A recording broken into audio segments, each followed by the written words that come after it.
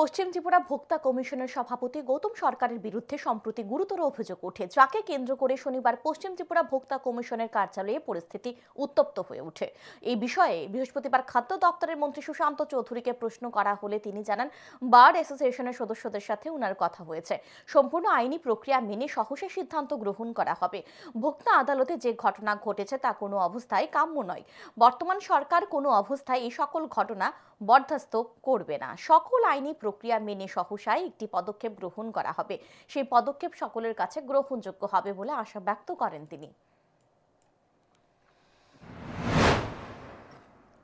যারা বার অ্যাসোসিয়েশনের বন্ধুরা এসেছিলেন তাদের সঙ্গে আলোচনা হয়েছে, খুব খোলামেলা পরিবেশে আলোচনা হয়েছে। আইনি কিছু জটিলতা ছিল, এটা বর্তমানেও রয়েছে। সেই প্রসেসগুলো ফলো করে আমরা খুব শীঘ্রই একটা সিদ্ধান্তে পৌঁছবো।